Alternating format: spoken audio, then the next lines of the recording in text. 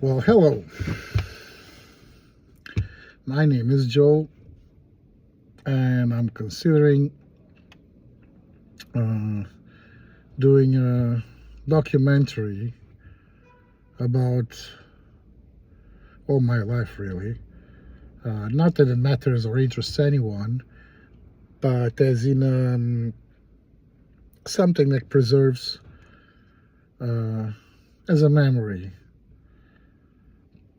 If anyone cares in the future, they might stumble upon this and say, oh, let's see what this idiot was up to.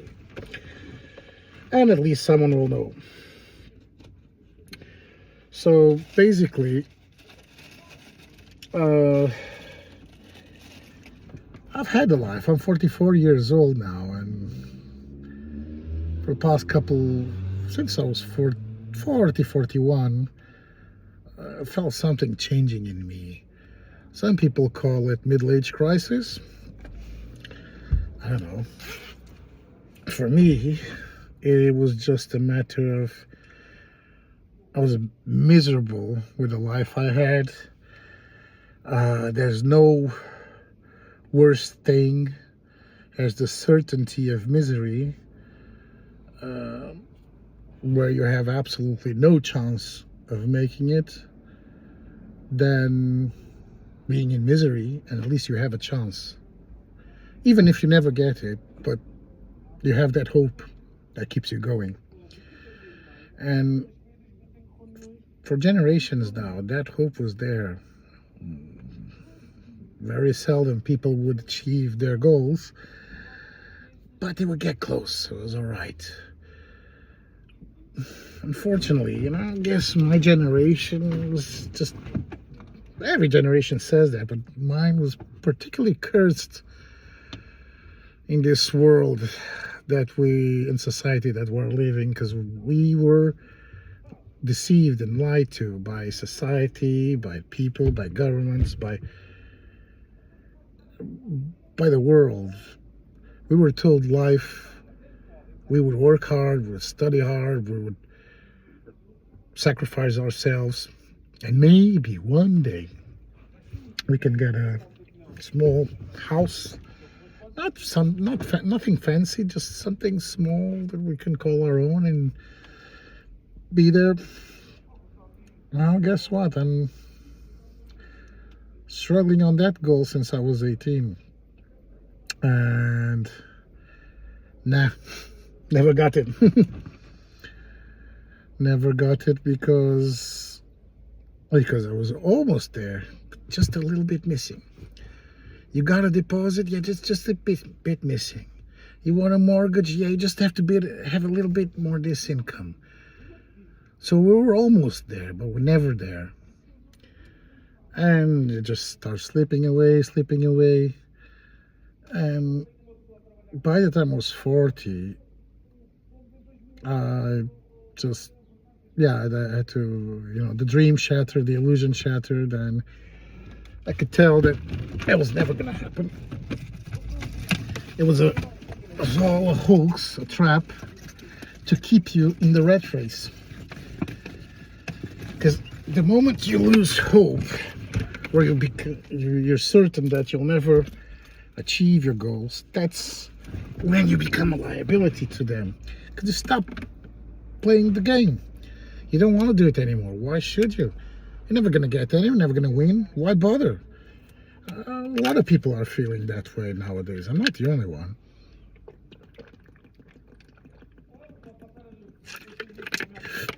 So,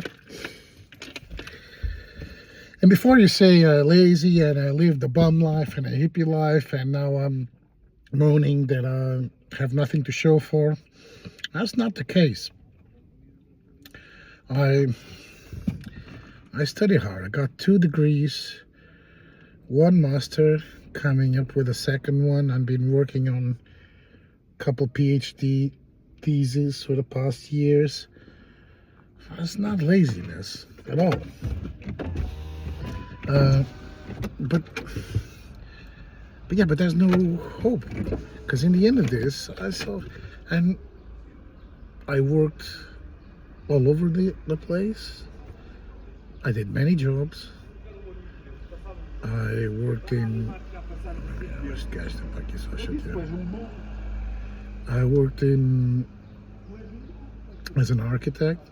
I am an architect by trade and teacher, and I've worked in Africa, São Tomé, United Kingdom, Thailand. I've done projects for Slovenia, Kuwait, Qatar, apart from the places I've worked in. South of France, Portugal, Spain, São Tomé. Yeah, I did a lot. I work hard, and by the time I was 32, I think, 32, 33, early 30s, around that time. I just don't remember well. Again, I was trying to save up deposit for a mortgage, trying to get enough credit, enough income, paying a shit amount, a load of taxes just to be able to get that mortgage. And it was never enough. It was never enough. I ended up with nothing to show for. I have this car I'm sitting on, just falling apart. The brakes just went dead a couple days ago, so I have no brakes at the moment. Great.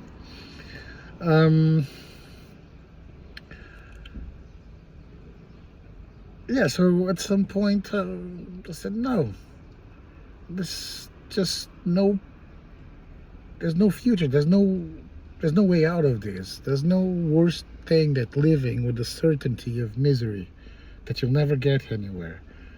If you have at least even if you never get there, but you have the slightest hope you can get out of the hole you're in, you keep struggling. You keep trying. But beware, it's a trap. The whole system is made to not let you out of the hole. The moment you get out of the hole, you're free. You get out of their control. You get out of their control, their government and bankings and big corps. And yeah, you're no longer a cash cow for them. So not good, eh? So yeah, by the time I started my own practice, I still have, although I stopped practicing as an architect for other people. I just couldn't do it anymore. I couldn't see a way out of it. I was gonna be dead of a heart attack or a breakdown in a few years. And for what? A bit more taxes? Do my good citizen duty? For what?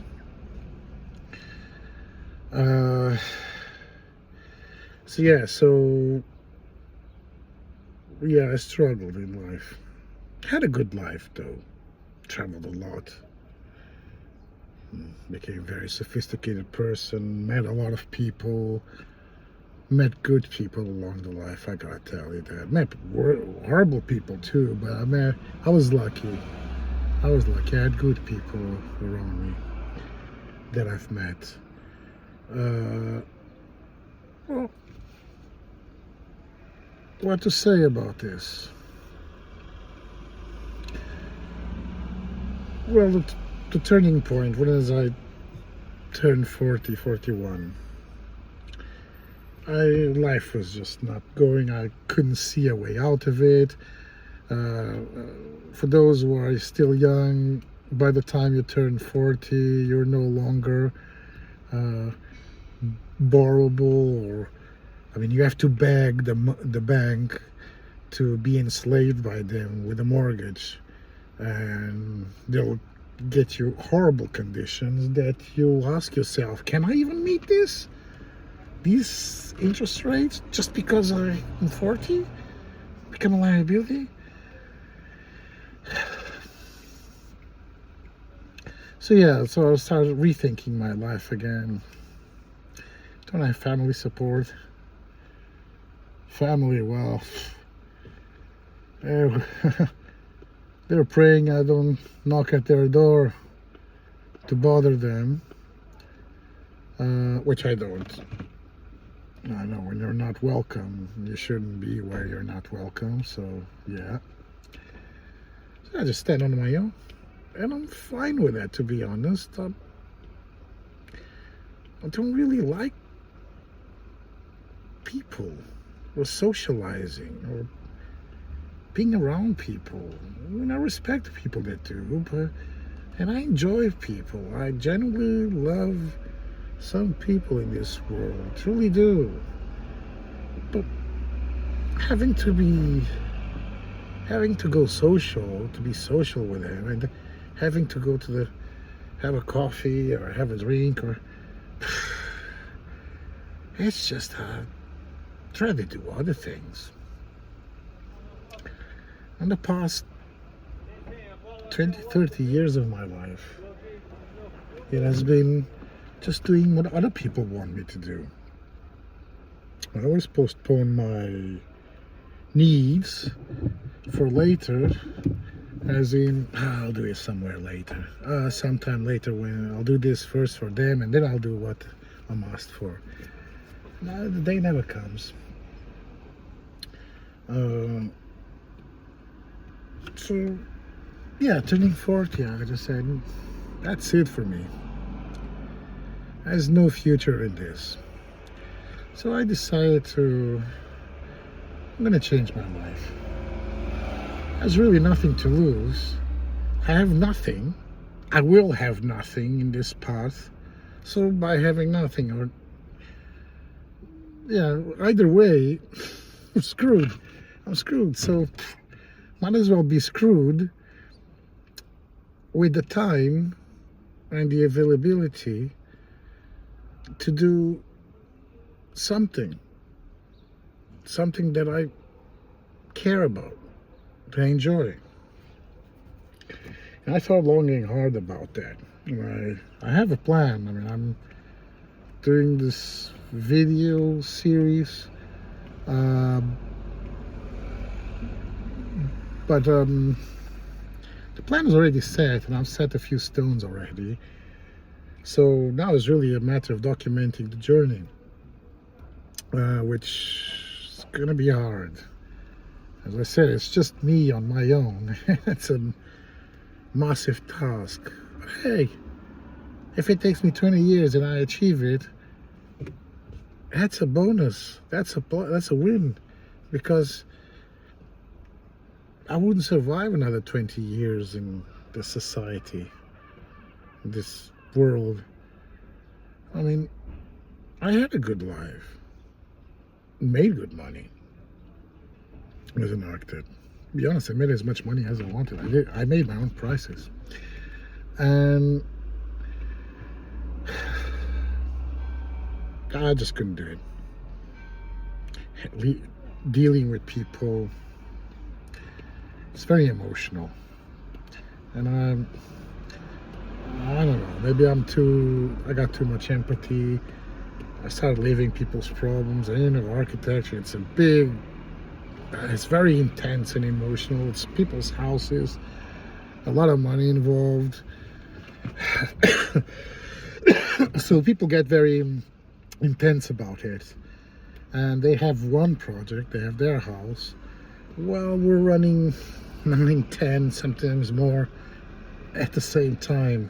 It's just another one for us. We just want to get it done so we can move on to the next one. But people, it's their house, so they don't feel that way. And I get it. I don't blame them for it. I probably would do the same for their place. Now, there was this month, I made 10 grand that month. I still remember that. But I woke up, my day was like, I woke up, I was going to have a shower and a shave, still in my underwear. I walked past the computer, let me just check the email. And when I came back to reality, it was like 2 or 3 p.m. I was still in my underwear with one sock on, and I didn't shave or shower or anything. I just kept working. In that day, I said, "Oh, this is messed up." But that day, when I got to the evening, it was 11 p.m. in the evening, and I was taking a dump in the toilet, and clients were calling me, and contractors, and I was still handling stuff over the phone, putting on mute when I had to flush. Cause I had to do, you need to go to the toilet, right? Or what do you want me to? What expect me to do, to blow up so I can be on the phone with you? No, I just did. I had to. It wasn't rude or anything. It was just necessity. So, yeah. But that time when I hung up, I asked myself. I said, "What am I doing? I have no life. What is this for? I made 10 grand. What for? I'm not going to survive another year like this." So I took a decision. And I'm done with this. When I was a kid, about 15 years old, 14, 15, I still remember in school, we were asked, like those career orientation meetings they have with kids in school. I was asked, what do I want to do? What is your future? What I want to do? And I genuinely thought about that. And asked the psychologist, I said, what do you mean what I want to do? I want to play games all day. What do I want to do? What is a 15-year-old kid going to say? He said, no, I want to do for a living. You're going to do something. So I started thinking, oh, I have to choose something? Yeah, choose something that you enjoy, that you genuinely enjoy, you're good at, and you care. Because it will be a huge sacrifice to do something you don't enjoy for the rest of your life. And I got that. So I thought, okay, so what is the life that I would enjoy? And I can still remember that. I had this drawing that I made, which represented it. It was just out of my head. It was had a small river, forest woods, a rock where I could sit and fish. Would take it back to the woods to my cabin, grill the fish, eat it, read a book, build stuff in nature, and not a single person around me. Not dealing with people at all, not even seeing them. And yeah, I was 15 and yeah, all my life I worked at that. Let me just get the house, small home where I can hide myself in from the world and don't have to deal with anyone. So yeah, I never got that. So I said, yeah, when I turned 40, I just said to myself, that's it. What do I want to do? And that image popped up. I mean, yeah, life is really simple. We just make it more complicated. People don't need as much money as they think they do. We don't. In fact, when we think about it, money is quite an instrument they use to control people. I mean, you trade your time and the information, your knowledge, for pieces of papers and numbers on a screen, which don't mean anything really. It's just paper and digital numbers. To and then you spend those paper bills and numbers on a screen. You spend them to be able to survive, to have a roof so it doesn't rain on you or don't freeze to death over winter, to buy food, yeah, because you have to eat, otherwise, it's your fuel. And you can't even get the good food, the quality food that is healthy for you. You have to get the cheap, really bad food. It just makes you ill sooner, and then you fall in a hospital, and the same corporation that produced that food will sell you the medicine for the disease that food created. Yeah, people, that's being poor. That's what being poor means. That's what we are. We're cattle. We're cattle being herded to the slaughterhouse for their own profit. And we're paying for it happily with our taxes. Government sell us. Government sells our identities, our data, our lives. They happily sell it over to the banks, insurance companies, big corporations. They sell our countries. They sell our homes. And what we do? We keep paying taxes for them. We keep providing for them. And as long as that goes, it goes. So I just said, I'm done. And I quit architecture, as in my own practice. I do architecture, but for myself, experimental stuff, research stuff, that's what I like. I quit, and I thought to myself, well, I had a life, I have quite an experience. I'm gonna make the most of it. I'm gonna pass on to the next generation what I've learned, so they don't do the same mistake I did. So I enrolled as a teacher, which I am nowadays, and to be honest, I love it. I actually like being around the kids. Makes me feel younger as well. They're good, they're fun. I mean, sometimes they're a nightmare sometimes. I mean, they got an energy that, bloody hell, I don't have that energy anymore. But I do love the kids.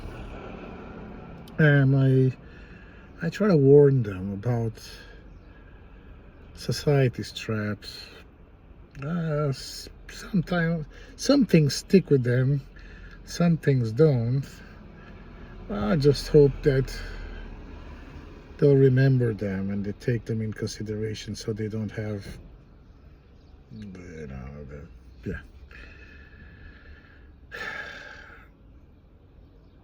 but the teaching situation is also unbearable. I mean, they're trying to end public school, so they make teachers' lives horrible. And here, where I am at the moment in Portugal, I mean, it's disgusting. That's the word, disgusting. So for you guys to have an idea, I mean, if you see, oh, it's really nice, expats, don't know, digital nomads, hey, it's a paradise, but you golden visas, you have to realize the consequences that have on the people. You want to live in sunny Portugal, in Algarve, by the beach, which is great. So you're going to take some poor Portuguese that lived there for all his life. You're going to take his house, because he can't afford it anymore, because you guys are coming in with much higher salaries, competing with ours. It's impossible. And they've been doing that for the past 4 or 5 years. And they got to the point that real estate agencies, they don't even have advertisement in Portuguese anymore. It's all in English and German and French. Because there's no more Portuguese people buying it. Our government tells us, oh, move out, go abroad, so you can make room, so you can put in some more foreigners and digital nomads here. And again, I'm nothing against the foreigners and digital nomads, but just for you to have an idea. I've been sleeping in my car for the past months to be able to stay here in this place, because where I'm teaching now, because before I got here they didn't have a teacher for half a year. He just said, I don't want to do this. I don't know why he went away, but he did. So the kids were half a year without classes, and then I got in a few months ago, and it's great. I mean, they're very happy. I mean, all kids don't want to have classes, but because it's arts classes, and I try to do funny things with them. Although sometimes I have to bother them with theory as well. But I do funny things with them and interesting. So they're excited about it. I don't want to let them down. But the truth is, I don't know if I can stay here anymore. I mean, it's not a very big town. I've been hiding, trying to keep hidden. At some point, they're going to say the teacher is living in his car. The teacher lives in his car. Sleeps in the car. Someone's going to see it. It's really embarrassing, really. I should rather. Now you ask, well, why don't you go and ask help for institutions? So you're working. You're supposed to have you're working to have a respectful and dignified life, and you have to go ask for handouts. Does that sound like a respectable life? Dignifying? I don't think so. So yeah, I got a lot of students who are foreigners and their parents moved to Portugal, and they're here, they're raising their kids here, they go to school here. I mean, some of them, they're already born here, and others have spent longer in Portugal than outside, than in their where they were born. I mean, they speak Portuguese better than their native language, or Portuguese already their native language. If you don't see their names, if you don't read their names, you don't know their names, you probably don't even know they're foreigners. Well, they got foreigner ascendancy,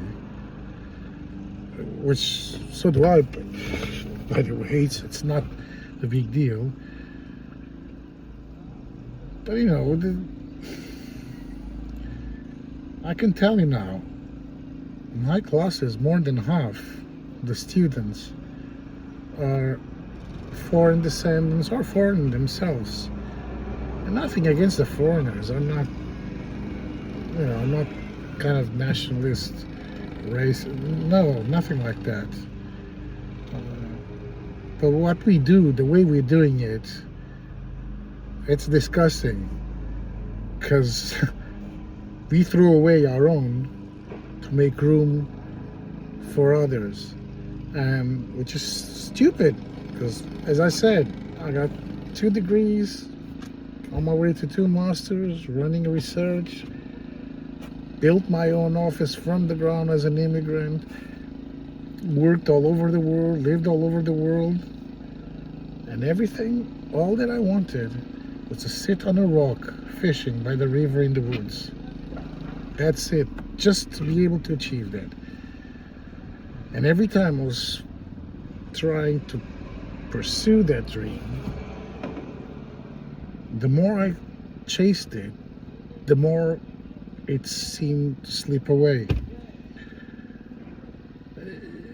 The feeling was that I wanted to go in a direction, but I was going in the opposite direction, because that was supposedly that's what you're supposed to do. Kind of the whole credit thing. Now, you want to buy a house? You want to get a mortgage? Great. The first thing you have to do is spend money like crazy on a credit card to build credit. Does that make sense to you? I mean, seriously, never mind the whole... Does this make sense? I'm hungry, so I'm gonna drink water. I'm thirsty, so I'm gonna eat something. But does this make sense? It doesn't make sense. So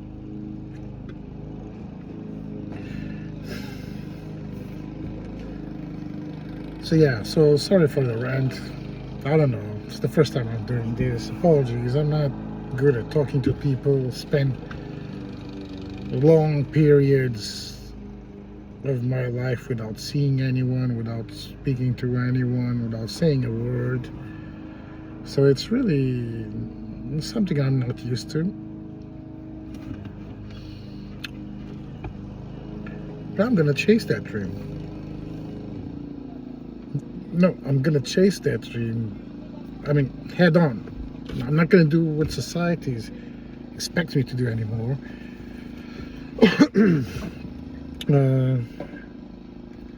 A few people that I'm close with in my family that I spoke to about this, my father, he says, "Oh, don't give up architecture. You're the family member that achieved highest society status, whatever that means, because you're an architect, you got good position, got your business. Don't give up on that." And I feel terrible because I don't want to let him down like that. But the truth is, it's nothing like he thinks it is. Or maybe I'm wrong, I don't know. All I know is I couldn't do that anymore. This is gonna be the end of me. So this time I'm gonna chase it. Now, last year, when this transition, I didn't wake up one day and said, screw this, I'm out. No, I just had to make a plan, save some cash, just, the transition period, adjust, adapt to new circumstances. So I did save a little bit of money. I mean, not a fortune, nothing like that. I could tell you 10 grand, it's not that much. But it was enough. I spent about a year up and down the country searching for a place I could settle in with the rock and the river and no neighbors. And I found it. And I purchased it last year. It was the most expensive thing I've bought in my life. And according to the estate agent who was looking at me, he said, "Oh, poor you. Do you really think this is the most?" This is really cheap. And it was. So anyways, it's a lovely place. There's reasons why it was cheap. It's in a flood zone. So have you seen the news? This year all of it was underwater. It's great. And it's an old watermill ruin with a small patch of land around, which is about 1 hectare. It's in the Santiago route, which I like it. I'm actually considering getting something there for the pilgrims as accommodation, so they can stay when they're on the route. I don't even charge them anything. I just leave the door open. They can get in. That is so remote that hardly any thieves or anyone would. I mean, if you want to steal, I have nothing valuable to steal, but if you did want to steal something, first you have to find a place, and then you have to get all the logistics to go there and to bring whatever you stole from there. It's just not worth it. So I just leave the door open.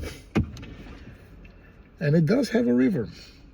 And it has a rock. It's not just a rock in the middle of the river. It has a small island. My water mill, the river goes one way, and they made what do you call it, culvert, to divert the water from the river, so it powered the water mill. So it goes under the water mill, and there's still the paddling things. They're still there.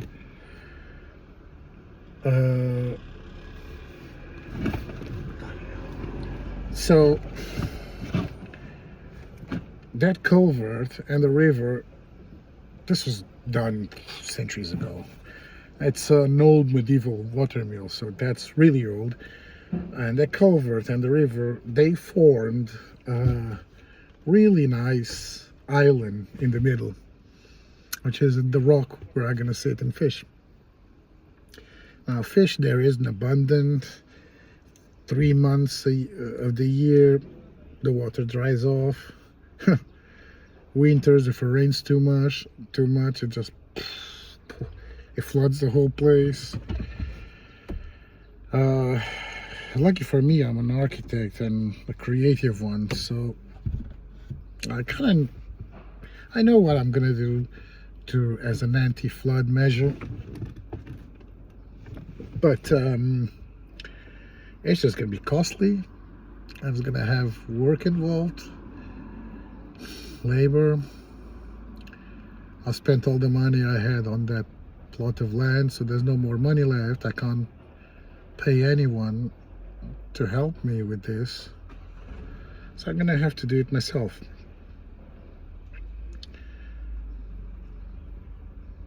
And all this time that I was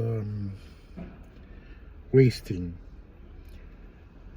chasing a dream in the wrong direction, I've just given up on society, or society given up on me. I don't know which one which, probably both. And I'm gonna focus on my goal, my dream. I'll just build that myself with whatever resources I have and at disposal, materials I can find there. And that's really what I want to document. My rantings. I'll have to get a GoPro where I'll be walking around in the land, working, doing my stuff, and talking, ranting, rambling about life and things, different topics. I don't know. So apologies for the long ranting, unstructured, unscripted, unorganized. I'm an amateur in this. This is the first time I'm doing this, so I really have no idea what I'm doing. But yeah, I guess we'll be seeing each other for a while now. Cheers. See you around.